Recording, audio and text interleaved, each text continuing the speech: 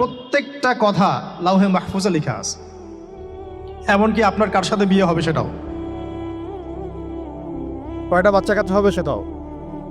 তাই এত অস্থির হওয়ার দরকার নাই, রিজিকে যা আছে আসবে ইনশাল্লাহ। লিখা যদি হয়ে থাকে আসবে না, আসবে ইনশাল্লাহ, সবর। তো এই জন্য মুমিনদেরকে বলা হয়েছে তোমরা কখনো হতাশ হবে না, কারণ তাকদীর লেখা হয়ে গেছে, হতাশার কোনো কারণ নাই। একটা প্রবণতা আমরা সমাজে দেখছি আত্মহত্যার। ইয়াং জেনারেশনকে আমরা নসিহত করবো যে ভুলেও নিজের জীবনকে বিসর্জন দিতে যাবেন না। আল্লাহ রাব্বুল আলামিন আপনাদেরকে সৃষ্টি করেছেন তার ইবাদত করার জন্য এবং তার জমিনে তার দিনটাকে প্রতিষ্ঠা করার জন্য। হেলায় খেলায় আপনার জীবনটা নষ্ট করবেন না, ঠিক আছে ভাই? আল্লাহ বোঝার তৌফিক দান করে। তো কলম সৃষ্টি করার পরে কিয়ামত পর্যন্ত সব লেখা হয়ে গেছে। এখন আমাদের এই পৃথিবীতে তো মানুষ ছিল না, ছিল? এদিকে মনোযোগ দেন। এই পৃথিবীতে কি আগে মানুষ ছিল? এই পৃথিবীতে আগে কি ছিল তাহলে বলেন? হ্যাঁ, মাশাআল্লাহ, এই পৃথিবীতে আগে কি ছিল? এখন ওরা নাই? সবার সাথেই কিন্তু একটা করে আছে, কমপক্ষে কয়টা করে? সবার সাথে কমপক্ষে একটা করে। আর কোন কোন জায়গা আছে যেখানে জিনের বড় বড় আখড়া আছে। পৃথিবীতে যে জায়গাগুলো থেকে ইসলাম বিরোধী অপতৎপরতাগুলো চলে, ওখানে জিনের আখড়া বেশি। কথা বুঝতে পারছেন? তো জিন জাতিকে আল্লাহ পাক ধ্বংস করে দিয়েছেন তাদের পাপের কারণে, আল্লাহ দ্রোহিতার কারণে, অবাধ্যতার কারণে। এখন আল্লাহ রাব্বুল আলামিন ইরাদা করলেন পৃথিবীতে আমাদেরকে সৃষ্টি করবেন, মানে মানুষকে সৃষ্টি করবেন। আর আল্লাহ পাক তার সমস্ত ফেরেশতাদেরকে একত্রিত করলেন। ঘটনাটা কিন্তু খুব ইন্টারেস্টিং। আমি জানি এখানে ওলামায়ে কেরামও আছেন, তবে আমি সবার জন্য প্রযোজ্য হয় এমন কথা বলারই চেষ্টা করছি, কারণ অনেকে হয়তো এগুলো নাও জানতে পারে। তো আল্লাহ পাকের ভাষায় আমি যদি বলি, আল্লাহ রাব্বুল আলামিন বলছেন, বা'দা আউযু বিল্লাহি মিনাশ শাইতানির রাজীম, ওয়াইয ক্বালা রাব্বুকা লিল মালায়েকা ইন্নী জাইলুন ফিল আরদি খলিফা। হে নবী মুহাম্মদ সাল্লাল্লাহু আলাইহি ওয়াসাল্লাম, তুমি স্মরণ করো সেই সময়ের কথা যখন আল্লাহ তোমার রব সমস্ত ফেরেশতাদেরকে ডেকে বলেছিলেন যে ইন্নী জাইলুন ফিল আরদি খলিফা, আমি জমিনে মানে পৃথিবীতে আমার খলিফা পাঠাতে চাই। কি পাঠাতে চাই? আরো জোরে বলেন। আল্লাহ পাক বলেননি পৃথিবীতে মানুষ পাঠাতে চাই, পৃথিবীতে নতুন কোনো মাখলুক পাঠাতে চাই। আমাদেরকে আল্লাহ পাক সম্মানের শব্দে সম্মানিত করেছেন, বিশেষায়িত করেছেন, আমাদেরকে বলেছেন আমরা আল্লাহর খলিফা, আমরা আল্লাহর খলিফা। এখন আমরা আল্লাহর খলিফা, কিন্তু পৃথিবীতে মানুষ খিলাফা শব্দ সহ্য করতে পারে না। হ্যাঁ, কি অদ্ভুত না? এটা কোরআনের কি শেষের দিকে আছে না প্রথম দিকে আছে? সূরা বাকারার একদম শুরুর দিকে 3টা 4টা 5টা পৃষ্ঠা উল্টালে দেখবেন এই একটা আছে। তো কোরআন তাহলে শুরু থেকে কখনো খুলেও দেখেনি সে ব্যক্তি, প্রমাণ হলো এটা যে খুলেও দেখে না, অথবা দেখলেও সে এড়িয়ে গেছে। আল্লাহ পাক আমাদেরকে বললেন যে পৃথিবীতে আমি আমার খলিফা পাঠাতে চাই। তাহলে আদম আলাইহিস সালামকে আল্লাহ পাক মুহাব্বতের শব্দে, সম্মানের শব্দে বিশেষায়িত করলেন কি বলে? সুবহানাল্লাহ, সুবহানাল্লাহ। আর খলিফা কাকে বলে এটা আমি আপনাদেরকে বোঝাচ্ছি একটা দোয়া থেকে। এই যে গাড়িতে করে আমরা বাসা থেকে আসলাম, যখন কোনো সফরে যাই আমরা একটা দোয়া পড়ি, সুবহানাল্লাযী সাখখারা লানা হাযা ওয়া মা কুন্না লাহু মুকরিনিন ওয়া ইন্না ইলা রাব্বিনা লামুনকালিবুন। এতটুকু তো পড়ি নাকি? বাইলো পড়তে হবে। বইমেলা এসেছি শুধু লেকচার শোনার জন্য না, ছবি তোলার জন্য না। আজকে জীবনটা পরিবর্তন করার নিয়ত করে যাইতে হবে, ঠিক আছে ভাই? বই প্রকাশ করা, ছাপানো, বিক্রি করা, লেখা, এর চেয়ে বড় কথা আমার জীবনটা ইলমের আলোয় আলোকিত করা। আমি বই লিখলাম ধরেন একটা, আমার মধ্যে সেই আমল নাই, লাভ নাই, লাভ আছে? আমি বই ছাপাইছি 100, 200, 500, 1000, আমি নিজেই আমল করি না, হবে? আগে আমল জরুরি। ইলমের সাথে আমলটা খুব বেশি জরুরি। আলেম তাকেই বলা হয় যে ইলম অনুযায়ী আমল করে। আল্লাহ পাক বলেন লিমা তাকুলুনা মা লা তাফআলুন, তোমরা এমন কথা কেন বলো যে আমল নিজেরাই করো না? কাবুরা মাকতান ইনদাল্লাহ আন তাকুলু মা লা তাফআলুন, আল্লাহর কাছে সবচেয়ে গর্হিত একটা অপরাধ তোমরা একটা কথা বলবা কিন্তু আমল করবে না। তো দোয়াটা মুখস্থ করবেন। এই দোয়ার নিচে একটা অংশ আছে, আল্লাহুম্মা আনতা সাহিবু বিস সাফারি। আমার কথাটা শুনেন, খলিফার অর্থটা বুঝেন। অনেকে তো অনেকভাবে ব্যাখ্যা করে। আল্লাহুম্মা আনতা সাহিবু ফিস সাফারি, আল্লাহ তুমি এই সফরে আমার সাথী। সফরে বের হওয়ার সময় দোয়া পড়ছি আমরা, আল্লাহুম্মা আনতা সাহিবু ফিস সাফারি, আল্লাহ তুমি এই সফরে আমার সাথী। ওয়াল খলিফাতু ফিল আহলি ওয়া মালি, আল্লাহ আমি তো বাসায় নাই, আমার বাসার আহাল মালের খলিফা হচ্ছে তুমি আল্লাহ। তাহলে খলিফা শব্দতে কি বুঝলেন? আল্লাহ আমার বাসার আহাল মালের খলিফা মানে কি? আমার স্থলাভিষিক্ত তুমি আল্লাহ, আমি ওখানে নাই বাসায়, আমি সফরে বের হয়ে গেছি, আমার স্ত্রী, আমার সন্তান, আমার মাল, আমার জান, এগুলোর দায়িত্ব তোমার, তুমি খলিফা। কত চমৎকার দোয়া। তাহলে পৃথিবীতে আমি আমার খলিফা পাঠাতে চাচ্ছি, তার অর্থ কি? আল্লাহ রাব্বুল আলামিন এই পৃথিবীতে আমাদেরকে তার প্রতিনিধি বানিয়েছেন। সুবহানাল্লাহ, সুবহানাল্লাহ। তাহলে আমরা নিজেদের আত্মপরিচয় ভুলে গেলাম যে আমরা আল্লাহর প্রতিনিধি পৃথিবীতে, তাই না? আমরা এখন আব্রাহাম লিঙ্কনের পূজা করতেছি। আব্রাহাম লিঙ্কনের পূজা তো বুঝেন না আপনারা, এটা হচ্ছে ওই যে সোকর ডেমোক্রেসি পূজার। আল্লাহ পাক বলছেন ওয়াল্লামা আদামাল আসমাআ কুল্লাহা, আল্লাহ বলছেন আমি আদমকে এই মহাবিশ্বের যত নাম আছে, নাম, নাউন্স, ইসম সব শিক্ষা দিয়েছি। সুবহানাল্লাহ। এই মহাবিশ্বের যত নাউন্স, নাম, এখানে ইসম শব্দের অর্থ কিন্তু জ্ঞান। ইসম মানে কি? এখানে জ্ঞান। মহাবিশ্বের যে জ্ঞানগুলো আছে, এই জ্ঞানগুলো আল্লাহ পাক আমাদের আদি পিতাকে শিক্ষা দিয়েছেন। আমাদের আদি পিতাকে আল্লাহ নিজে শিক্ষা দিয়েছেন। সৃষ্টিগতভাবে আমরা জ্ঞানী ছিলাম না, আল্লাহ পাক আমাদেরকে জ্ঞান শিক্ষা দিয়েছেন। আমরা ফিলোসফির বইগুলো খুললে দেখবেন ওখানে বুদ্ধিবাদ নামে একটা মতবাদ আছে। মানে তারা বলে যে মানুষ সৃষ্টিগতভাবেই একজন বুদ্ধিদীপ্ত প্রাণী। এটা ভুল কনসেপ্ট। সৃষ্টিগতভাবে আমাদের মধ্যে জ্ঞান ছিল না, আল্লাহ পাক আমাদেরকে জ্ঞান শিক্ষা দিয়েছেন। কথা বুঝতে পারছেন? একটা মতবাদ তাদের আছে অভিজ্ঞতাবাদ, মানে মানুষ অভিজ্ঞতা থেকেই শিখে। আরেকটা আছে সমন্বয় মতবাদ, আপনারা দেখলো অনেকে পড়েছেন এখন।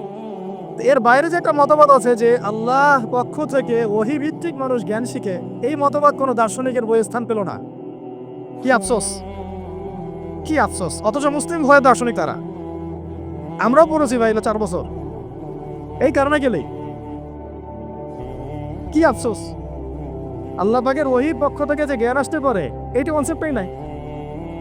অথচ এখানে কোরআনে আল্লাহ পাক বলছেন ওয়াল্লামা আদামাল আসমাআ কুল্লাহা, আমি আল্লাহ আদমকে সমস্ত নাম শিক্ষা দিয়েছি। সুবহানাল্লাহ। এরপরে এই যে জ্ঞান আদম আলাইহিস সালামকে আল্লাহ পাক শিক্ষা দিলেন, এর ফলশ্রুতিতেই আল্লাহ পাক বললেন যে ওয়াইজ কুল্লা লিল মালাইকা উসজুদু লি আদম, হে ফেরেশতারা তোমরা এখন আদমকে সিজদা করো।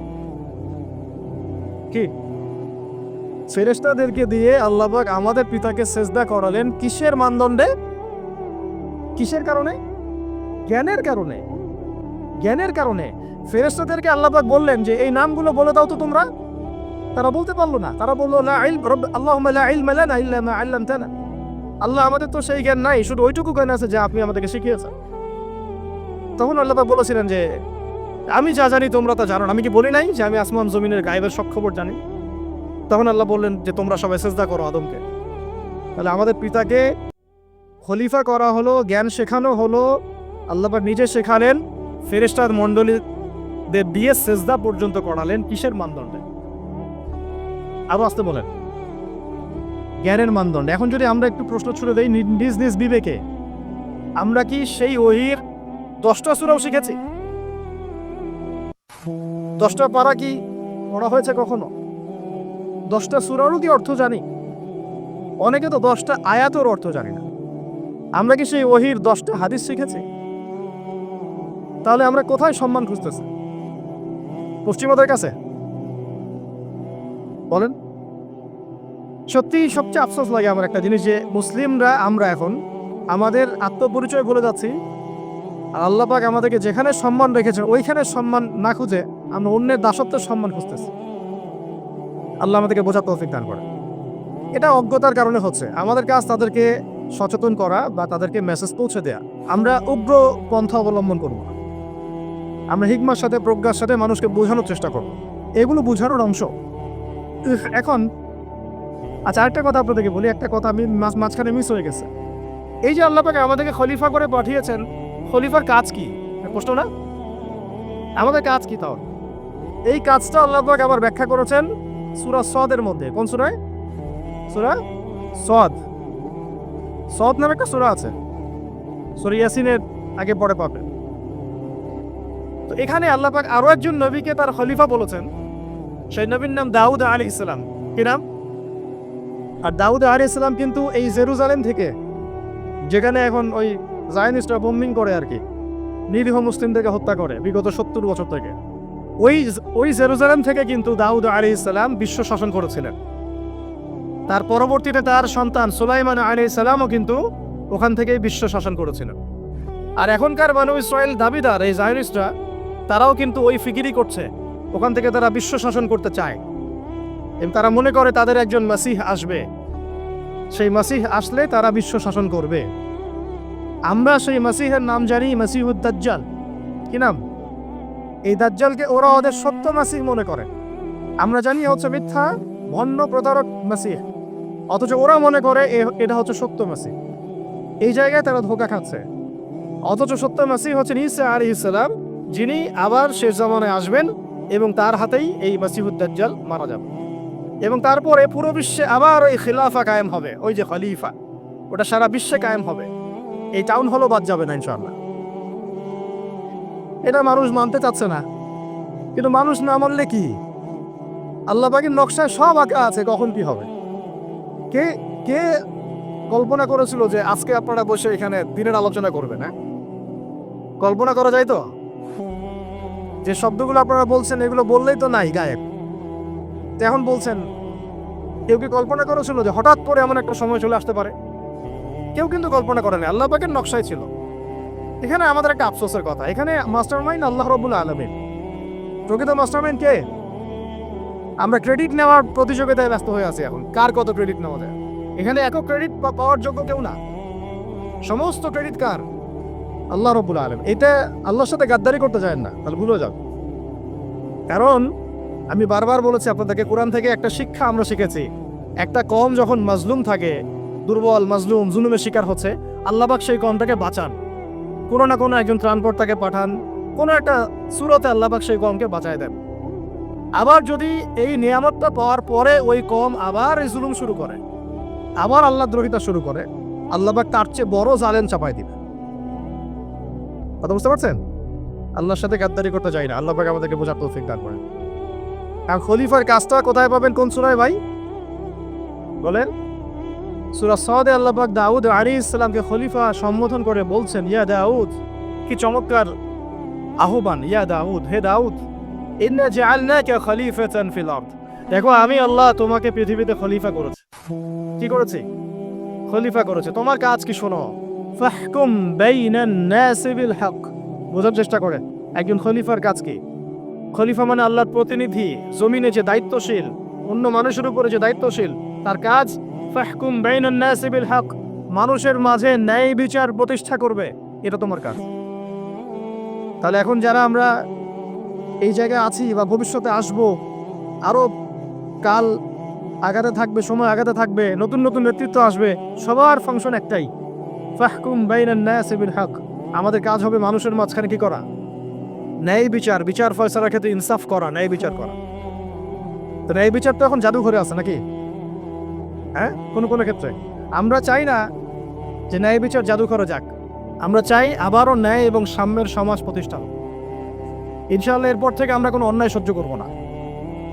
ইনশাআল্লাহ এরপর থেকে আমরা কোনো জল্লাদতন্ত্র কায়েম করতে দিব না। আমাদের যা আছে তাই নিয়ে প্রতিবাদ হবে ইনশাআল্লাহ। কারণ এখনকার প্রজন্ম প্রতিবাদের ভাষা বুঝে। এখন যদি আপনারা আবার সেই প্রাচীন জুলুমের তন্ত্রে মন্ত্রে ফিরে যান, তাহলে আল্লাহর গজব চলে আসবে, বড় গজব। তো খলিফার কাজ কি ভাই? কি কাজ বললাম বলেন? মানুষের মাঝখানে ন্যায় বিচার প্রতিষ্ঠা করা। আচ্ছা, আরো আছে, আয়াত শেষ হয় নাই। আল্লাহ পাক বলছেন, ওয়ালা তাত্তাবিউল হাওয়া, ন্যায় বিচার করতে গিয়ে নিজের দাসত মানে প্রবৃত্তির অনুসরণ করো না। ন্যায় বিচার করতে গিয়ে নিজের প্রবৃত্তির অনুসরণ করো না, মন গড়া বিধানের অনুসরণ করো না। আমার মামা, আমার চাচা, আমার খালু পার করে দিও না। প্রবৃত্তির অনুসরণ মানে কি? মন যাচাই তাই করো না। ন্যায় বিচার করতে গিয়ে আল্লাহ পাকের বিধান মেনে চলো। কারণ সূরা মাইদাতে আল্লাহ পাক বলেছেন আয়াত নাম্বার 44, 45, 47-এ, ওয়া মান লাম ইয়াহকুম বিমা আনজালাল্লাহ ফাউলাইকা হুমুল কাফিরুন। যারা আল্লাহ পাকের হুকুম অনুযায়ী বিচার ফয়সালা করে না, তারা কাফের। 45-এ গিয়ে আল্লাহ বলছেন, ওয়ামান লাম ইয়াহকুম বিমা আনজালাল্লাহ ফাউলাইকা হুমুল ফাসিকুন, যারা আল্লাহ পাকের বিধান অনুযায়ী বিচার ফয়সালা করে না এরা ফাসিক, পাপাচারী। 47 নম্বর আয়াতে কি আবার বলছেন ওয়ামান লাম ইয়াহকুম বিমা আনজালাল্লাহ ফাউলাইকা হুমুজ জালিমুন, যারা আল্লাহর হুকুম বিধান অনুযায়ী বিচার ফয়সালা করে না এরা জালেম। তো কাফিরও বলেছেন আল্লাহ, ফাসিকও বলেছেন, জালেমও বলেছেন। তাহলে বিচার ফয়সালা করার ক্ষেত্রে আল্লাহ পাকের বিধানকে সর্বোচ্চ অগ্রাধিকার দিতে হবে, নিজের প্রবৃত্তির অনুসরণ করা যাবে না। যদি করে তাহলে কি হবে? ইউদিল্লাকা আন সাবিলিল্লাহ, তাহলে এটা তোমাকে আল্লাহর রাস্তা থেকে সরায় নিয়ে যাবে। এর ফলে কি হবে? জেনে রেখো, ইন্নাল্লাযীনা ইউদিল্লুনা আন সাবিলিল্লাহ লাহুম আযাবুন শাদীদ বিমা নাসু ইয়াউমাল হিসাব। এটা পড়ে দেয়, নিশ্চয় যারা আল্লাহ পাকের সরল পথ থেকে বিচ্যুত হয়ে গেছে তাদের জন্য কাল কিয়ামতের মাঠে আছে আযাবুন শাদীদ। আযাবুন শাদীদ মানে কঠিন কঠিন যন্ত্রণাদায়ক শাস্তি, এই কারণে যে তারা কিয়ামতের দিনটাকে ভুলে গিয়েছে। শাদীদের অর্থটা কি এটা বোঝার জন্য আপনাকে সূরা হাদীদ পড়তে হবে। কোন সূরা? আসলে কোরআনের আয়াতগুলো হচ্ছে আকাশের তারার মতো।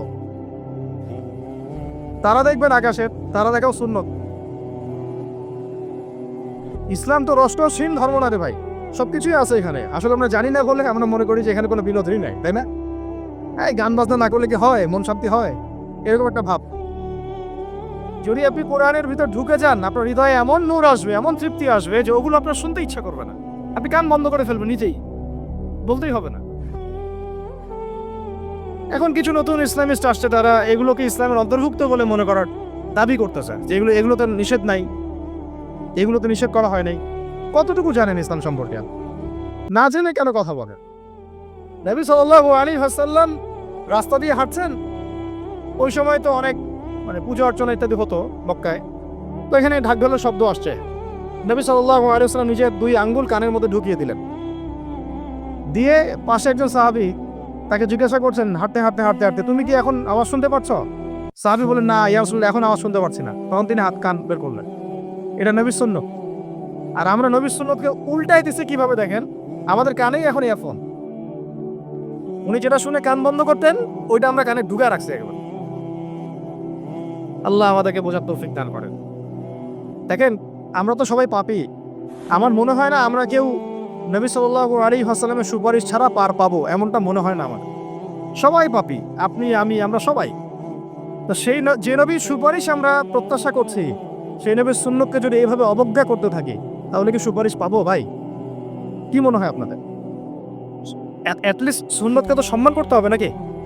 আল্লাহ বোঝার তৌফিক দান করেন। আমি তাহলে যেটা বলছিলাম যে আল্লাহ পাকের বিধান অনুযায়ী বিচার ফয়সালা করতে হবে, এটা খলিফার কাজ।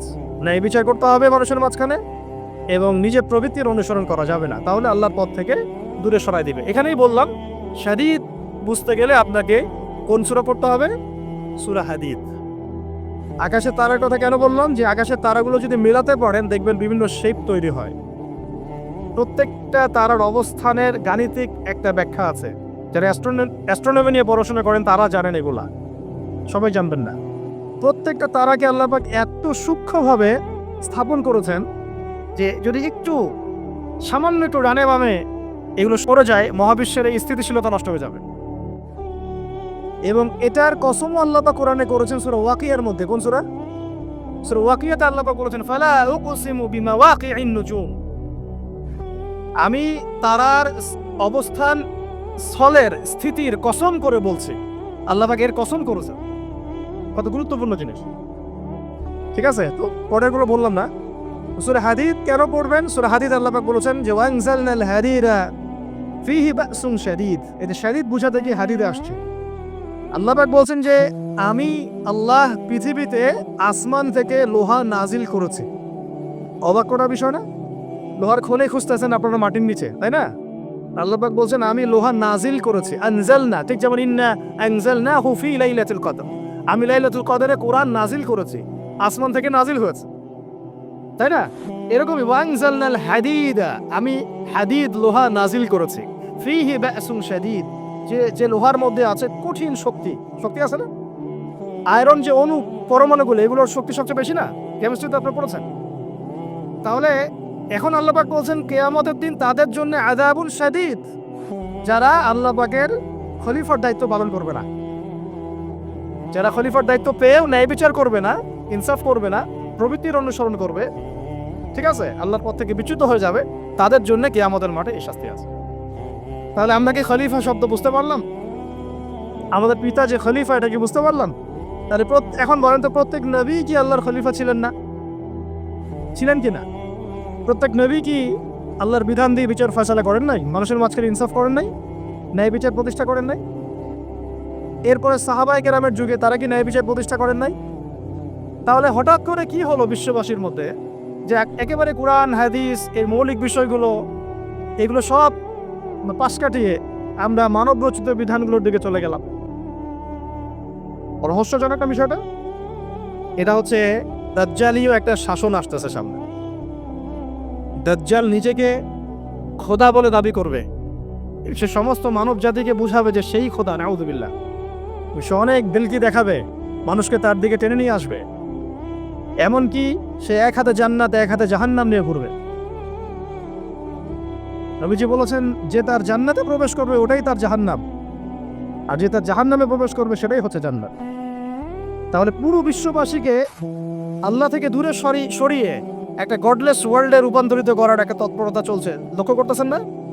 এটা মূলত আপকামিং যে দাজ্জালীয় সভ্যতার ভবিষ্যৎবাণী নবীজি করেছেন, এই দিকেই ওয়ার্ল্ড যাচ্ছে আস্তে আস্তে আস্তে আস্তে ওই দিকে যাচ্ছে। তবে নবীজি এটাও বলেছেন সাল্লাল্লাহু আলাইহি ওয়াসাল্লাম যে আমার উম্মতের মধ্যে একটা তাইফা, একটা দল, কিছু মানুষ সব সময় হকের উপর অটল থাকবেন স্যার, কিন্তু তাদের সংখ্যা হবে খুব কম। এখন আমাকে আপনারাই বলেন যে ওই হকের উপর অটল থাকতে হলে আমার সেই জ্ঞান লাগবে কি লাগবে না? বলেন। যেই জ্ঞান আমাদের পিতাকে শেখানো হয়েছে, দেখবেন প্রত্যেকটা মানুষের মধ্যে কিছু প্রতিভা আছে, সৃজনশীলতা আছে, আছে না? একটা বুদ্ধিদীপ্ত একটা তাড়না মানুষের ভিতরে কাজ করে। এটা কোত্থেকে আসছে জানেন? আমাদের পিতার ডিএনএ থেকে আসছে। আমাদের পিতার ডিএনএ থেকে। আমরা কিন্তু সবাই তার সন্তান। এরপরে পৃথিবীতে মানুষ পাপাচারে যখন লিপ্ত হলো প্রচন্ড রকম, তখন নূহ আলাইহিস সালামকে আল্লাহ পাক পাঠান এবং তিনি প্রায় 950 বছর দাওয়াতের কাজ করলেন। 40টা বা 80টা পরিবার ইসলাম কবুল করলো। তখন আল্লাহ পাক এই মুমিনদেরকে বাদ দিয়ে সবাইকে গারদ করে দিলেন, ধ্বংস করে দিলেন। মানে আমরা যারা পৃথিবীতে এখন বেঁচে আছি, যে আপনি, আমি, আপনাদের নাম আমি জানি না, আমরা যারা বেঁচে আছি, আমরা কিন্তু কোনো না কোনোভাবে ওই 40 বা 80 পরিবারের সন্তান। আমরা আত্মীয়, কিন্তু আমরা সবাই কিন্তু আত্মীয়, জানেন?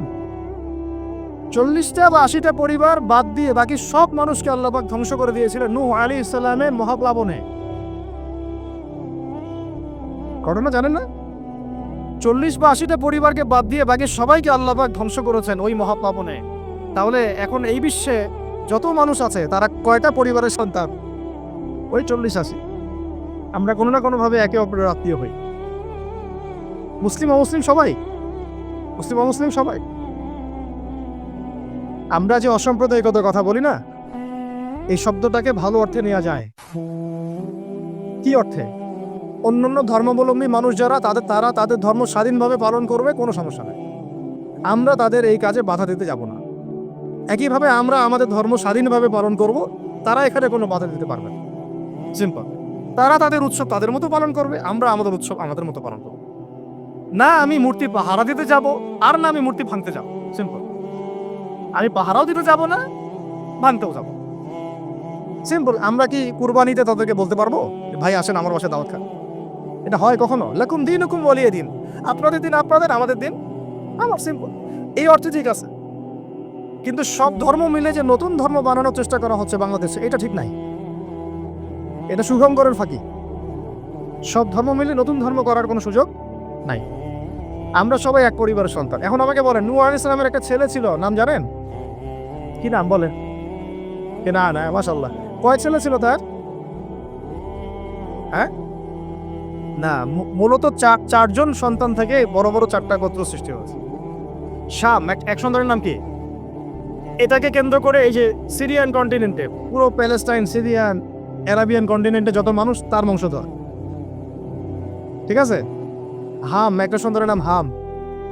এখান থেকে আফ্রিকার যে কালো কালো মানুষগুলো সব তাদের বংশধর। একটা হচ্ছে ইয়াফাস, ইউরোপিয়ান যারা সাদা চামড়া, সব এদের বংশধর। আরেকটা যে কেনা। এই ছেলেটা কি বলেছিল? বাবা ডাকছে, নৌকায় আসো তাড়াতাড়ি। নৌকায় আসো তাড়াতাড়ি, না হলে আজকে আল্লাহ পাক আযাব দিয়ে ধ্বংস করে দিবেন। সে নবীর সন্তান হওয়ার পরেও আল্লাহ প্রদত্ত ওহির জ্ঞানকে মূল্যায়ন না করার কারণে ধ্বংস হয়ে গেল। আর ওই 40টা বা 80টা পরিবার নাজাত পেল কিভাবে? আল্লাহর পক্ষ থেকে নাজিলকৃত ওহির জ্ঞানকে প্রাধান্য দিয়ে আনুগত্য করে। তাহলে কোন জ্ঞানকে আমরা প্রাধান্য দিব ভাই? আমি বলছি না যে আমরা দুনিয়াবী জ্ঞানগুলোকে শিখবো না, ওই প্রসঙ্গে আমি একটু পরে আসছি যে আমরা শিখবো এবং কিভাবে শিখবো, কতটুকু শিখবো। আগে এই অংশটুকু শেষ করি। ঠিক একইভাবে আপনারা কি আদ জাতির নাম জানেন? আদ, সামুদ। ওই যে সৌদি আরব এখন যেখানে লাইন বানাচ্ছে, লাইন প্রজেক্ট, ওই আলোলা বলে, আলোলা লাইন প্রজেক্ট বানাচ্ছে দেখবেন অনলাইনে। ওই জায়গা দিয়ে নবী সাল্লাল্লাহু আলাইহি ওয়াসাল্লাম তাবুক যুদ্ধের সময় গিয়েছিলেন। যাওয়ার সময় তিনি বলেছিলেন, তোমরা মাথা নিচু করে কান্নাকাটি করতে করতে এখান থেকে অতিক্রম করো। সাহাবীরা মাথার উপর কাপড় দিয়ে কান্নাকাটি করতে করতে জায়গাটা পার করেছেন, কারণ ওই জায়গায় সামুদ জাতি ছিল যাদেরকে ধ্বংস করা হয়েছে। ওটা হচ্ছে এখন পর্যটন স্পট। সুবহানাল্লাহ। তো আদ এবং সামুদ জাতিকে আল্লাহ পাক ধ্বংস করলেন, কিন্তু তাদেরকে করেন নাই যারা ওহির জ্ঞানকে প্রাধান্য দিয়েছে। ইব্রাহিম আলাইহিস সালাম কোন জ্ঞানের বদৌলতে আল্লাহকে চিনলেন?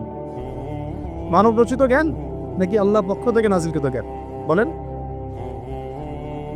মূসা আলাইহিস সালাম কোন জ্ঞানের বদৌলতে ফিরআউনের মতো এই যে কি বলবো প্রতাপশালী একজন শাসকের সামনে দাঁড়িয়ে বুক ফুলিয়ে ইসলামের দাওয়াত দিলেন? কোন জ্ঞানের আলোকে? ওহির জ্ঞান। আর ওহির জ্ঞান যখন নাজিল করা হয়েছে তখন তিনি দোয়াটা পড়ছিলেন, রব্বি ইশরাহ লি সাদরি ওয়া ইয়াসসির লি আমরি ওয়াহলুল উকদাতাম মিন লিসানি ইয়াফকাহু কওলি। প্রত্যেক নবী, ইউসুফ আলাইহিস সালাম কারাগারে 12 বছর থেকেছেন। কত বছর? 12 বছর। আমাদের অনেক ভাই এরকম 5 বছর, 7 বছর, 10 বছর, 12 বছর থেকেছে, আছে। এমনও মানুষ আছে, এখন বলা যায় তাই বলি, যে ওই যে একটা শব্দ শুনেছেন আয়না ঘর, ওখানে দীর্ঘদিন ছিল, তারপরে নাই, কোথায় গেছে আল্লাহই ভালো জানে। ইউসুফ আলাইহিস সালামও এরকম কারাগারে ছিলেন। কত বছর? 12 বছর। কিন্তু আল্লাহ পাক তাকে এমন একটা জ্ঞান শিক্ষা দিয়েছিলেন, তিনি স্বপ্নের ব্যাখ্যা বলতে পারতেন, যে কোনো স্বপ্নে। রাজা স্বপ্ন দেখলেন যে 7টা গাভী, জীর্ণ শীর্ণ গাভী, মোটা তাজা গাভীকে খেয়ে ফেলছে, স্বপ্নের ব্যাখ্যা কেউ দিতে পারে না। কিন্তু ওই জেলখানায় 2 জন ছাড়া পাওয়া মানুষ, ছাড়া পাইছে 2 জন, আর কি 2 জনের মধ্যে একজন বেঁচে আছে, একজন নাই। মানে 2 জন বসে বসে ইউসুফ আলাইহিস সালামকে বলছিলেন যে আমরা একটা স্বপ্ন দেখলাম যে আমার মাথায় রুটি আছে, পাখি এসে রুটি খেয়ে ফেলছে, আর আমি স্বপ্ন দেখলাম যে আমি শরাব পান করাচ্ছি, ব্যাখ্যা কি ইউসুফ? তোমাকে সত্যবাদী বলে জানি। ইউসুফ আলাইহিস সালাম বললেন, তোমার মাথায় রুটি যেটা খেয়ে নিচ্ছে, তার মানে তোমাকে শুলদণ্ড দেওয়া হবে, আর তুমি যে পানি পান করাচ্ছ, তার মানে তুমি নাজাত পাবে, ছাড়া পাবে। হলেও তাই। আর যে নাজাত পাবে তাকে ইউসুফ আলাইহিস সালাম বলে দিলেন যে তুমি রাজদরবারে গিয়ে আমার কথা বলো, আমার কথা আলোচনা করো। তো সে ভুলে গিয়েছিল। পরে যখন এই স্বপ্নটা দেখলো বাচ্চা, তখন বাচ্চা সবাইকে ডাকলো, ডেকে বললো যে গাভীর স্বপ্নের ব্যাখ্যা কি। তখন এই ব্যক্তির মনে পড়ছে, আরে ইউসুফ তো ব্যাখ্যা দিতে পারে। সে গিয়ে ইউসুফ আলাইহিস সালামকে ডেকে নিয়ে আসতেছে যে এই রাজা স্বপ্ন দেখছে, ব্যাখ্যা কি। স্বপ্ন কিন্তু আপনার কাছে শুনে একটা স্বাভাবিক মনে হচ্ছে, আরে গাভীর আবার স্বপ্নের কি ব্যাখ্যা। তখন ইউসুফ আলাইহিস সালাম ব্যাখ্যা দিলেন যে 7 বছর ফসল ফলবে আপনাদের এলাকায়, তারপরে 7 বছর হবে দুর্ভিক্ষের সময়। কিসের সাথে কিসের ব্যাখ্যা? এই জ্ঞান কে শিখালেন তাকে? এই ইন্টারপ্রিটেশনের জ্ঞান কে শিখালেন? তাহলে জ্ঞানের মূল উৎস কে? আমার কথা বলার উদ্দেশ্য কি বুঝতে পারছেন? যত জ্ঞান তার মূল উৎস কে? স্বপ্ন একটা জ্ঞান, যদি সেটা সত্য হয়। আর জেনে রাখবেন, কিয়ামতের আগে আগে মুমিনদের স্বপ্ন বেশি বেশি সত্য হবে। ঠিক আছে? মূসা আলাইহিস সালামকেও সেই আল্লাহই জ্ঞান শিক্ষা দিলেন। ঈসা আলাইহিস সালাম এই কুষ্ঠরোগীর গায়ে হাত বুলালে ভালো হয়ে যায়। হ্যাঁ, অন্ধ ব্যক্তির মানে চোখে হাত বুলালে ভালো হয়ে যায়। এমনকি মৃত ব্যক্তিকে তিনি বলছেন কুম বিইজনিল্লাহ, আল্লাহর হুকুমে দাঁড়িয়ে যাও, দাঁড়িয়ে গেল। এই জ্ঞান কে দিয়েছেন তাকে? দাউদ এবং সুলাইমান আলাইহিস সালাম এই যে পশু পাখির ভাষা বোঝেন, সুলাইমান আলাইহিস সালাম পিঁপড়ার ভাষাও বোঝেন। আপনাদের সায়েন্স কি পিঁপড়ার ভাষা বোঝে? হ্যাঁ, আমরা তো এখন সায়েন্সকে সবকিছু করি, তাই না? সায়েন্স যদি বলে হ্যাঁ তাহলে হ্যাঁ, না বললে না। মানে এমন একটা ভাব, দেখেন সায়েন্সকে আমরা ইলাহ বানাইছি, ইলাহ, উপাস্য। সায়েন্স যদি বলে যে পৃথিবী থেকে অমুক অমুক কোটি কোটি আলোকবর্ষ দূরে একটা গ্রহের সন্ধান পাওয়া গেছে, নাম দিল ধরেন যে আলফা এক্স ওয়াই জেড কিছু একটা, ওখানে হুরপরি আছে, হ্যাঁ ওখানে দুধের সাগর আছে, মধুর সাগর আছে। তো মানুষ তখন বিশ্বাস করা শুরু করবে, হ্যাঁ হ্যাঁ তাই তো থাকতেই পারে। নাসা বলেছে না হয়ে পারে, নাসা মন্তব্য করেছে না হয়ে পারে। ওরকম যদি বলে অনেক দূরে একটা আগুনের একটা বিশাল ইয়া পাওয়া গেছে, গ্রহ পাওয়া গেছে, ওখানে আযাব দেওয়া হয়, শাস্তি দেওয়া হয়, ওখানে অন্য মাখলুক আছে, ওদের ভাষায় এলিয়েন আর কি, মানুষ বিশ্বাস করে। এটা আল্লাহ পাক কোরআনে বলছেন যে সুলাইমান আলাইহিস সালাম পিঁপড়ার ভাষাও বুঝতেন, ওই কথা বিশ্বাস করতে চাচ্ছে না। সুলাইমান আলাইহিস সালাম বাতাসে ফ্লাই করতে পারতেন, এটা বুঝতে পারতেছেন, বিশ্বাস করে না। তাহলে ওই প্রযুক্তি না থাকলে এয়ারক্রাফট কিভাবে আবিষ্কার করলেন? যে প্রযুক্তিগুলো পৃথিবীতে চলে গেছে ইতিমধ্যে, ওগুলো ভবিষ্যতে আসতে পারে। যেমন একটা প্রযুক্তির কথা বলি, সুলাইমান আলাইহিস সালাম বসে আছেন, একজনকে বললেন না সাবার রানী বিলকিসের সিংহাসন কে নিয়ে আসতে পারবে? একজন বলল যে আপনি উঠে দাঁড়াইতে যতক্ষণ সময় লাগে এর মধ্যে নিয়ে আসবো। উনি বললেন যে হবে না, এটাতে হবে না, তুমি স্লো, তুমি 3G 4G না, এত স্লো স্পিডে আমার হবে না। এই কথা বলেন নাই, মজা করলাম আর কি। আমাদের ইউটিউবাররা মতো এই অংশ কাট করে আবার প্রচার করে দিতে পারে। দেখেন কিসের সাথে কি ব্যাখ্যা করলো। কোরআনকে 3Gর সাথে তুলনা করলেন আবু তো হাত না, ব্যাস কাম সারা দেশে ওইটাই ইস্যু তখন। মুসিবত, মানে বাঙালি জাতির মধ্যে দিন প্রচার করা। আমাদের সালাফদের ভাগ্য ভালো যে তারা আগেই, মানে এই প্রযুক্তি আসার আগে দুনিয়া থেকে তারা চলে গেছে। মুশকিল না, যত ইস্যু এগুলোর কারণেই সৃষ্টি হয়। তো যাই হোক, প্রসঙ্গে আসি, কোথায় ছিলাম ভাই, যে কথা হারায় ফেললাম। হ্যাঁ আরেকজন বললেন যে না, আপনি চোখের পলক ফেলতে যতক্ষণ লাগে এর মধ্যে দেখবেন সিংহাসন সামনে। সুবহানাল্লাহ, কি প্রযুক্তি বলেন! এই প্রযুক্তির সামনে কি বিশ্ববাসী যেতে পেরেছে? দেখেন সুলাইমান আলাইহিস সালামের বাতাসে ফ্লাই করাটা কিন্তু এখন পৃথিবীতে খুব কমন হয়ে গেছে। আমরা সবাই ফ্লাই করতেছি বাতাসে, তাই না?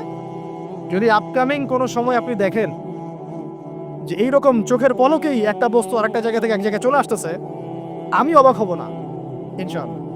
কারণ কোরআনে অতীতে এই ঘটনার দলিল আছে। বুঝতে পারতেছি না? এক কথায় সমস্ত জ্ঞানের মূল উৎসকে। এরপরে আসেন, অত আর লম্বা করছি না, আমাদের নবী মুহাম্মদ সাল্লাল্লাহু আলাইহি ওয়াসাল্লাম আসেন, আমরা তো তার উম্মত। 23 বছরে, একটু মনোযোগ দেন, এটা আলোচনার লাস্ট পার্ট, ঠিক আছে? 23 বছরে তিনি পুরো জাহেলিয়াতকে পরিবর্তন করে দিয়েছেন। কত বছরে? 23 বছর। আপনারা কি জানেন যে আইয়ামে জাহিলিয়াতে আসলে কি কি সমস্যা ছিল? কেন ওই যুগটাকে আমরা জাহিলিয়াত বলি? বেসিক্যালি 5-6টা সমস্যা ছিল। কয়টা? 5-6টা। 1 নম্বর শিরক। 1 নম্বর কি? আমার সাথে বলেন। শিরক আমাদের ওয়ার্ল্ডে নাই, এটা তো গ্লোবাল শিরক চলতেছে এখন। শুধু ধর্মীয় শিরক চলতেছে নাকি? এখন শিরক হচ্ছে পলিটিক্সে, শিরক হচ্ছে ইকোনমিক্সে, শিরক এডুকেশনেও আছে, শিরক কালচারের মধ্যেও আছে। কথাগুলো বুঝতে হবে একটু গভীরভাবে। তখন সমস্যা ছিল রিবা, সুদ। এখন নাই। রিবা ছাড়া কোনো সিস্টেম আছে এখন ওয়ার্ল্ডে? আমি গতকালকে একটা হাদিস মোতালা করছিলাম সুদ সংক্রান্ত। নবীজি বলেছেন সাল্লাল্লাহু আলাইহি ওয়াসাল্লাম যে একটা যুগ আসবে সামনে, সুদবিহীন কোনো মানুষই চলতে পারবে না।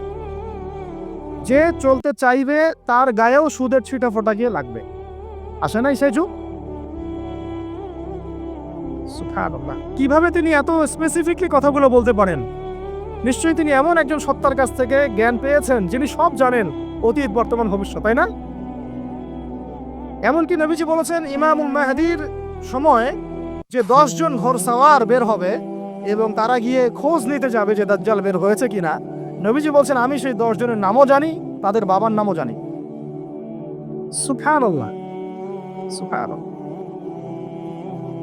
কিয়ামতের মাঠে আলী রাদিয়াল্লাহু আনহু, আবু বকর রাদিয়াল্লাহু আনহু, ওমর, ওসমান রাদিয়াল্লাহু আনহুম আজমাইন, তাদের হিসাবটা কেমন হবে ওইটাও নবী সাল্লাল্লাহু আলাইহি ওয়াসাল্লাম আগেই বলে দিয়েছেন। সবচেয়ে দ্রুত হিসাব হবে এই উম্মতের আলী ইবনে আবি তালিব রাদিয়াল্লাহু আনহু। যাবেন, বেরোবেন, শেষ। কি মানুষ, তার জীবনীটা পড়ে দেখবেন। আমি শেষের দিকে বলে দিব আপনাদেরকে আজকে, এবং এটা রেকর্ডেড থাকবে, ইনশাল্লাহ অনলাইনে দিয়ে দিব, যে আপনারা কোন কোন সাবজেক্টের বই কিনবেন। বই মেলা তো শুধু মানে আসলেন একটা র্যান্ডমলি বই কিনলেন এমন না, টপিক ধরে ধরে সাবজেক্ট ওয়াইজ বই কিনতে হবে, ঠিক আছে ভাই? বই কেনার পিছনে টাকা পয়সা খরচ যদি না করেন মানে দিনের জন্য অর্থ ব্যয় করার মানসিকতা না থাকে ইলম পাওয়া যাবে। অনেক মুহাদ্দিস নিজের গায়ের জামা খুলে দিয়ে পর্যন্ত বই নিয়ে বাসায় গেছে, জানেন? তাদের সমস্ত সম্পত্তি বিক্রি করে দিয়েছেন বই কেনার জন্য। আজকে সকালে আমাদের এক ভাই মজাকারা করছিলেন যে আমারই এক ওস্তাদ, বাংলাদেশের অনেক বরেণ্য একজন আলেমে দিন, প্রবীণ আলেমে দিন, তার কথা আলোচনা হচ্ছিল যে তিনি কিতাব পড়তে পড়তে পড়তে হঠাৎ একটা কিতাব তিনি খুঁজে পাচ্ছেন না। তো ছাত্রদেরকে পাঠালেন যে খুঁজে নিয়ে আসো তো, কোথায় আছে, কেউ খুঁজে পায় না। তিনি নাকি অজু করে এসে দু রাকাত নামাজ পড়ে বাচ্চার মতো হাউমাউ করে কান্নাকাটি শুরু করলেন, আল্লাহ আমার সেই কিতাব কোথায় গেল, আমার কিতাব আনে দাও। তলাবুল ইলম কাকে বলে দেখেন, ইলমের তালেব, ইলমের ছাত্র কাকে বলে? এই যে ইলমের ছাত্র, আমরা কি ছাত্র হইতে পারছি? একটা বইয়ের দাম যদি দেখি 100 টাকা, বাস আমাদের গায়ে লাগে। 100 টাকা দিয়ে তো আপনার গার্লফ্রেন্ডকে নিয়ে বসতে গায়ে লাগে না, বসলে তো 500 টাকা চলে যায়। জিনা থেকে বাঁচতে না পারলে কলবে আল্লাহ নূর আসবে না। আল্লাহ পাক আমাদের কথাগুলো বোঝার তৌফিক দান করেন, আমিন। জিনা, আবার বলছি, জিনা থেকে বাঁচতে হবে, অন্যথায় কলবে নূর আসবে না। আল্লাহ পাক আমাদেরকে বোঝার তৌফিক দান করেন, আমিন। কোথায় ছিলাম ভাই? বলেন। 1 নাম্বার কি ছিল? শিরক। 2 নাম্বার রিবা, সুদ। ওইটা বলতে গিয়ে হাদিসটার কথা বলেছিলাম। এই সুদটা কি এখন বেশি না কম? এখন সুদ মানুষ খাচ্ছে, যুক্তিও দিচ্ছে যে এই যুগে এখন সুদ না খাইলে কি চলে। একদিন একটা মসজিদে বয়ান করছিলাম, তো মসজিদে বয়ানের মাঝখানে একজন দাঁড়ায় গেল, দাঁড়ায় আমাকে বলছে যে ওস্তাদ, হুজুর বুঝলাম আপনার সব কথা ঠিক আছে, এখন আমার 1 লাখ টাকা ধার লাগবে, আমি কোত্থেকে নিব? বলেন আসলে উত্তর দিবেন কি? হ্যাঁ, সুদের ক্ষতিকর বিষয়গুলো যেমন বলতে হবে, সুদবিহীন ব্যাংকিং সিস্টেম এবং অর্থনৈতিক ব্যবস্থাও তো চালু করতে হবে। সেটা কি? সেটা হচ্ছে যাকাত। সেটা কি? যাকাত, সাদাকা এবং খরচে হাসানা। এগুলো তো চালু করছি না আমরা শুধু কথা বলছি তাত্ত্বিক যে সুদ হারাম। আমিও তো অনেক জায়গায় বলছি, কারণ বলতে হচ্ছে, না আপনারা জানাতে তো হবে। সুদের পাপের সবচেয়ে নিম্ন শাখা হচ্ছে মায়ের সাথে জিনা করা, সর্বোচ্চ শাখা হচ্ছে আল্লাহ এবং তার রাসূলের সাথে যুদ্ধ করা। একটা হাদিস বুখারীতে এরকমও আসছে, বুখারীতে কি তিরমিজিতে, আমি রেফারেন্সটা ভুলে যাচ্ছি, তবে হাদিসটা সহিহ। নবী সাল্লাল্লাহু আলাইহি ওয়াসাল্লাম বলেছেন, যে ব্যক্তি 1 দিরহাম সুদ খায় সে যেন 36 বার জিনা করল। আর আপনারা তো জানেন, এটা আমার বলার দরকার নাই, 4 শ্রেণীর মানুষকে নবীজি অভিশাপ দিয়েছেন, যে নিজে খায়, তারপরে যে সুদ দেয়, যে লিখে রাখে, যে সাক্ষী থাকে। আমি বলতে যাচ্ছি, আইয়ামে জাহিলিয়াতে এই সুদটা ছিল, আমাদের এই বর্তমান ওয়ার্ল্ড অ্যাফেয়ার্সে নাই। বাংলাদেশ একটা কান্ট্রি হিসেবে চিন্তা করবেন না, আপনি গ্লোবালি চিন্তা করবেন, কারণ এখন একটা দেশ স্বতন্ত্রভাবে চলতে পারে না। ওয়ার্ল্ড ব্যাংকের সাথে আপনাকে ডিল করতে হবে, IMF এর সাথে। আমি যদি প্রেসিডেন্ট হই, তো আমাকেও করতে হবে, আপনি হলে আপনাকেও করতে হবে। কথা বলে তো শুধু কথা বলে লাভ নাই, আপনার বিকল্পটা কি? আসো বিকল্প ব্যবস্থাটা কি? এটা তো মূল কথা। ইকোনমিক্স নিয়ে কতগুলো কিতাব আছে এখানে, ইসলামিক ইকোনমিক্স নিয়ে আমরা কতগুলো কিতাব ছাপাইছি, বর্তমান ওয়ার্ল্ড অ্যাফেয়ার্স নিয়ে আমরা কতগুলো কিতাব ছাপাইছি। নবী সাল্লাল্লাহু আলাইহি ওয়াসাল্লাম বলেছেন, শেষ জামানা সবচাইতে আমার উম্মতের উপর ভয়াবহ ফিতনা হচ্ছে মসিহুদ দাজ্জাল। কি নাম বলেন? এখন আপনি আমাকে মাদ্রাসার পুরো সিলেবাসে কন্টেন্টে আমাকে দাজ্জাল নিয়ে একটা ফ্যাকাল্টি দেখান, আছে? কয়টা কিতাব আছে? সবচেয়ে ভয়াবহ ফিতনা নবীর মুখে, নিজের মুখে বলা, সবচেয়ে ভয়াবহ। এর চেয়ে ভয়াবহ কোনো ফিতনা আসে নাই, আসবেও না। তো এখন আপনি আমাকে বলেন যে এই ফিতনা সংক্রান্ত কতগুলো কিতাব আপনার কাছে আছে বাসায়, বলেন। তাহলে গ্যাপস আছে না আমাদের মধ্যে? গ্যাপস ফিল আপ করতে হবে। কথাগুলো বলার উদ্দেশ্য হচ্ছে গ্যাপসটা ফিল আপ করা। তো এই রিবার সমস্যাটা এখনো আছে। আল্লাহ পাক আমাদেরকে রিবা মুক্ত জিন্দেগি দান করেন, আমি এবং আমি রিকোয়েস্ট করব বিনয়ের সাথে যে আমাদের ঊর্ধ্বতন কর্তৃপক্ষ যারা আছেন, শুধু একটা কাজ করেন না, একটা কাজ 1 বছর করেই দেখেন না কি হয়। প্রত্যেকটা মুসলিম, অমুসলিমদের কথা বলছেন, যেহেতু এটা খিলাফা স্টেট না, সেহেতু অমুসলিমরা এখানে জিজিয়া দিবে না। খিলাফা স্টেটে অমুসলিমরা জিজিয়া দেয়, এটা তো খিলাফা স্টেট না, এটা ডেমোক্রেটিক স্টেট এবং সেকুলার স্টেট। শুধু মুসলিমদের কাছ থেকে যাদের নিসাব পরিমাণ সম্পদ হয়েছে জাকাত দেয়ার, সবার কাছ থেকে রাষ্ট্রীয়ভাবে বাধ্যতামূলক জাকাত নেন, দেখেন না অর্থনীতি সচল হয় না। 1 বছর নিয়ে দেখেন না কি হয়। কেউ এই উদ্যোগ গ্রহণ করতে পারতেছে না, কেন হচ্ছে না আমরা বুঝতে পারতেছি না। কর্জে হাসানার এনজিও চালু করা যায়।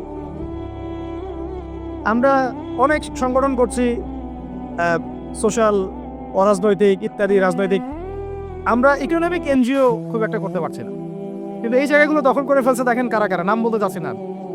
এবং যারা যারা দখল করছে তারা কিন্তু এখন রাষ্ট্রের অনেক বড় বড় জায়গায় হস্তক্ষেপ করতেছে। ইভেন ট্রান্সজেন্ডারের মতো ইস্যু কিন্তু তারাই ঢুকাই দিচ্ছে ভিতরে, ঢুকায় নাই? উত্তরবঙ্গ জুড়ে, পুরো উত্তরবঙ্গে ঘুরে আসেন, দেখেন কাদের তৎপরতা বেশি। নীলফামারীতে সফর করে দেখলাম যে ওখানে একটা গ্রামের মধ্যে 24টা এনজিও কাজ করতেছে, শুধুই সব। তারপরে মানুষ তামাক চাষ করে খাচ্ছে। একটা দল দাবি করতেছে নবী সাল্লাল্লাহু আলাইহি ওয়াসাল্লাম ছাড়াও আরো নাকি নবী আসতে পারে, নাউজুবিল্লাহ, এবং ওই যে মির্জা গোলাম আহমেদও তাদের অন্তর্ভুক্ত। মানুষ ওই দলের নাম লিখাচ্ছে চাকরির জন্য, ব্যবসা করতেছে তারা দেশের মধ্যে। আরে ভাই, শুধুমাত্র তাত্ত্বিক কথাবার্তা না, আমাদের সংগ্রামটা কিন্তু বহুমুখী। শুধু ইলম অর্জন তো একটা বেসিক জিনিস, এই বেসিকটাই এখনো হচ্ছে না আমাদের।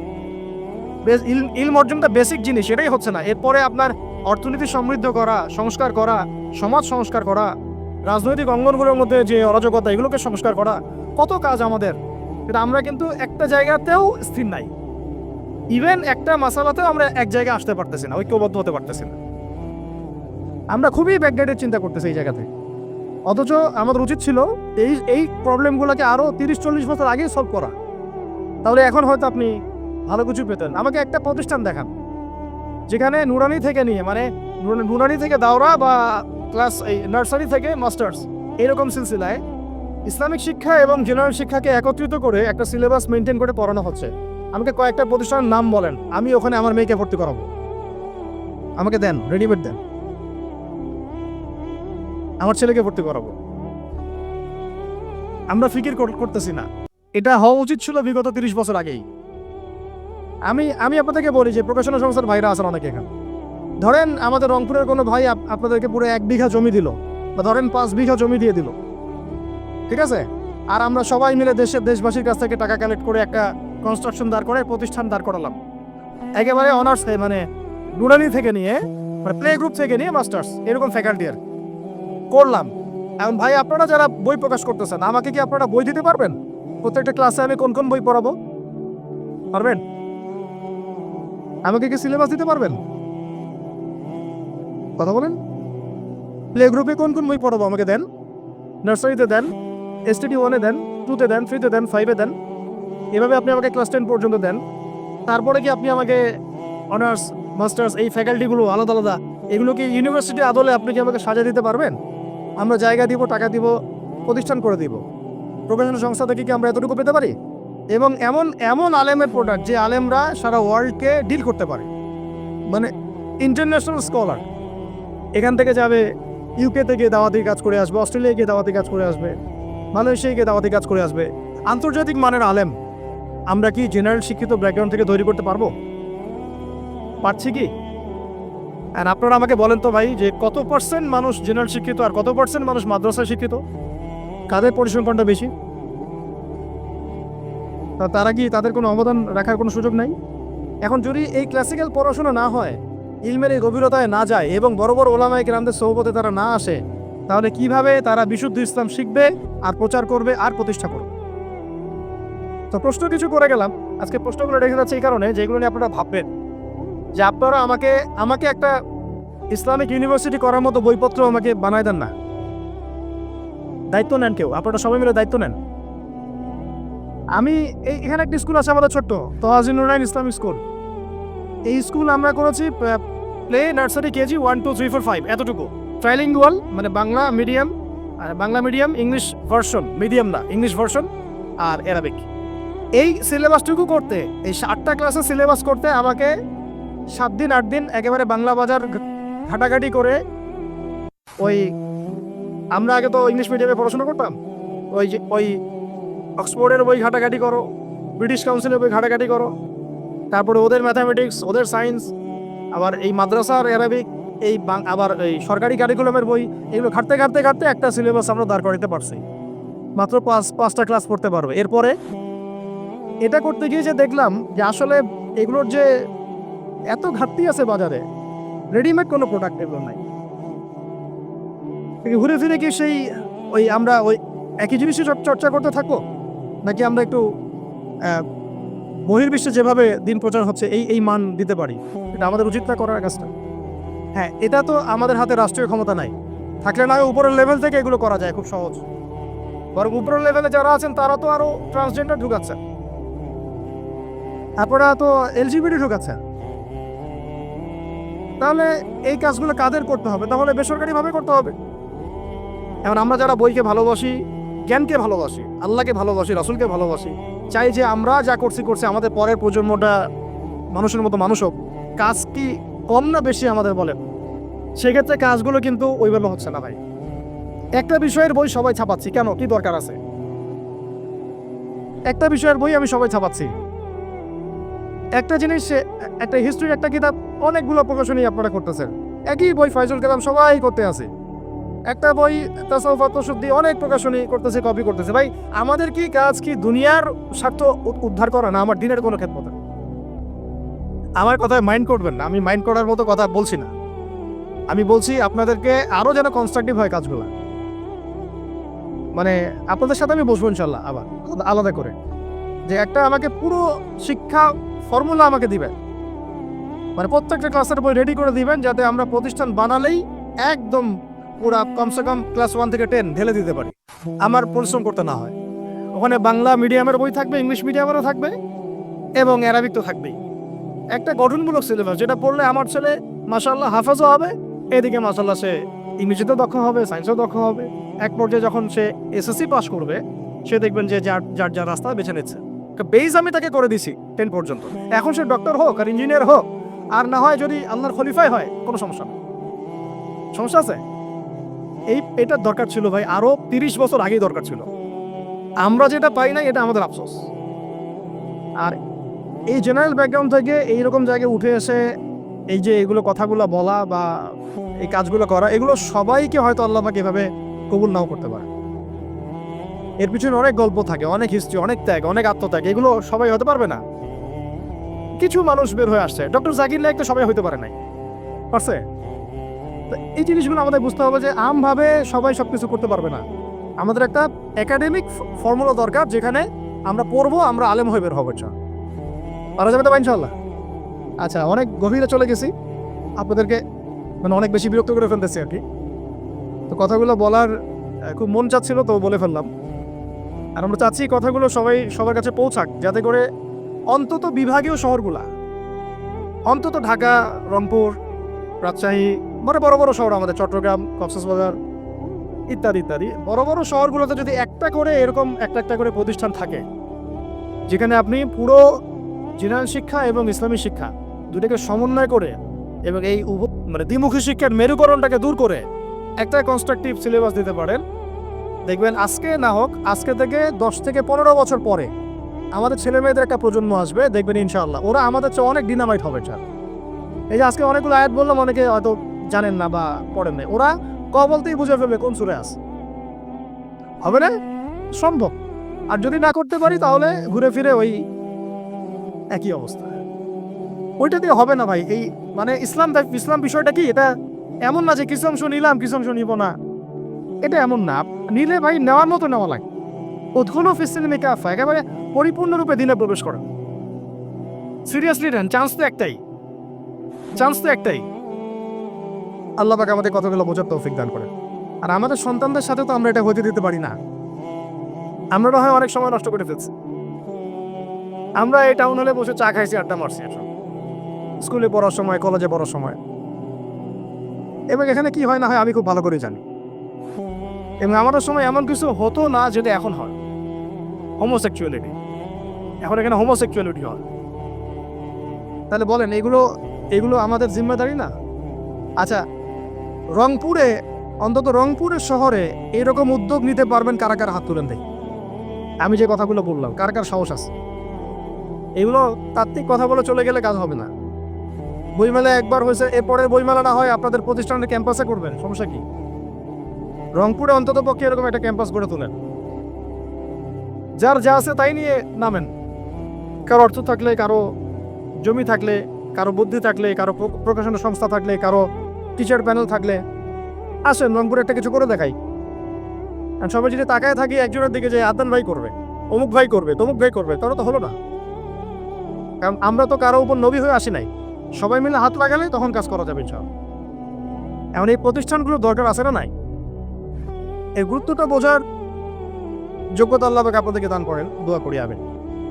তো ভাই আর লম্বা করতেছি না, আমি শেষের অংশটুকু বলে শেষ করে দিচ্ছি যে এই সুদ আর শিরক যেমন ওই সময় ছিল এখনো আছে।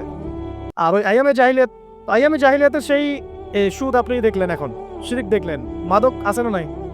আইয়ামে জাহিলিয়াতের মাদক, আইয়ামে জাহিলিয়াতের এই নারী জাতির অবমাননা আছে না সমাজে? নাই? আর ব্যাখ্যা করতে পারছি না, আপনারা জানেন সব। আর আইয়ামে জাহিলিয়াতে ছিল একটা গোত্রীয় হানাহানি, দ্বন্দ্ব, মারামারি, এখন সমাজে নাই? এটাই তো চলতেছে এখন সমাজে। তো এখন এই জাহেলিয়াতের সমাজটাকে মাত্র 23 বছরের মধ্যে আমাদের নবীজি চেঞ্জ করে দিয়েছেন। কত বছর? এখন আপনারা আমাকে বলেন তো যে তিনি কি কোনো জাদু করছেন?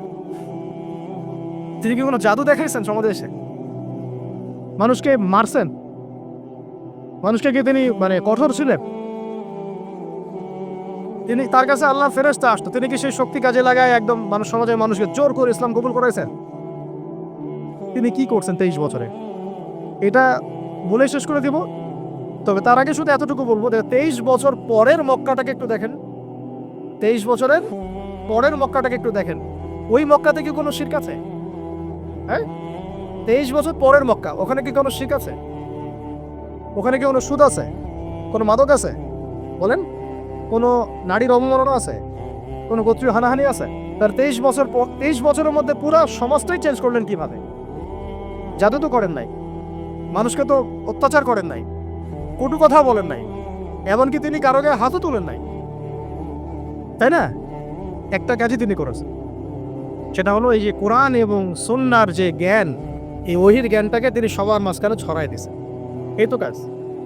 তারপরে সেই জ্ঞান যখন মানুষ শিখেছে, তার উপরে আমল করেছে, এবং সেই জ্ঞান এর উৎস আল্লাহ রাব্বুল আলামিন, তার কাছে আত্মসমর্পণ করেছে, নবীর কাছ থেকে আত্মশুদ্ধি অর্জন করেছে, এবং হালাল খেয়েছে, পরিবার গঠন করেছে, প্রজন্মকে তৈরি করেছে, সৎ কাজে আদেশ করেছেন, অসৎ কাজে নিষেধ করেছেন, প্রয়োজনে কখনো হিজরত করেছেন, কখনো মার খেয়েছেন, কখনো সবর করেছেন, কখনো বা জিহাদও করেছেন। এভাবে আস্তে আস্তে পুরো আরবের মধ্যে দিনটা প্রতিষ্ঠা হয়ে গেল। তাহলে মূল উৎসটা কি ছিল? জ্ঞান। মূল উৎসটা কি ছিল বলেন? জ্ঞান। আর এই জ্ঞানটার চর্চাই আমাদের সবাইকে করতে হবে। আল্লাহ পাক আমাদেরকে তৌফিক দান করে না। এর চর্চা করতে গেলে আমাদের সমাজে এখন দুইটা রাস্তা, এর বাইরে আপনি কোনো রাস্তা দেখবেন না, হয় মাদ্রাসার ব্যাকগ্রাউন্ড অথবা জেনারেল ব্যাকগ্রাউন্ড। এই তো সমন্বিত কোনো প্রচেষ্টা খুব বেশি দেখা যাচ্ছে না। আজকে আমার কথা বলার মধ্যে একটা অন্যতম একটা গুরুত্বপূর্ণ পার্ট হচ্ছে সমন্বিত প্রচেষ্টা এখন থেকে নেওয়া উচিত। এতে আপনারা এগ্রি করেন না করেন না? যদি এগ্রি করেন তাহলে প্রত্যেকটা জায়গায় এরকম কিছু কিছু প্রতিষ্ঠান গড়ে তোলার চেষ্টা করেন। ইনশাআল্লাহ আজকে না হোক, আজকে থেকে 10-15 বছর পরে ফলাফল পাওয়া যাবে ইনশাআল্লাহ। ঠিক আছে ভাই, আল্লাহ পাক আমাদেরকে বোঝার তৌফিক দান করেন। শেষ করার আগে খালি কয়েকটা সাবজেক্ট বলবো। এখন যারা জেনারেল স্টুডেন্ট, আপনাদের তো মাদ্রাসা যাওয়ার কোনো সুযোগ নাই, বা গেলেও আপনারা একাডেমিক্যালি পড়তে পারেন না। তা আমি কয়েকটা সাবজেক্ট বলে দিচ্ছি, এই সাবজেক্টগুলো ধরে ধরে বই কিনবেন এই বইমেলা থেকে। ঠিক আছে? অন্তত প্রত্যেকটা সাবজেক্টের একটা করে বই কিনবেন। রাজি আছেন? রাজি নাই? অন্তত প্রত্যেকটা সাবজেক্টের একটা করে বই কিনবেন। সাবজেক্ট 1 নাম্বার হচ্ছে আল কোরআন। 1 নাম্বার কি? আপনাকে কোরআন তেলাওয়াত করা শিখতে হবে। কোরআন তেলাওয়াত শেখার কি বই আছে খুঁজে বের করেন। আর এটা একা শিখতে পারবেন না, এটা নিয়ে গিয়ে কোনো উস্তাদের কাছে বসে পড়তে হবে।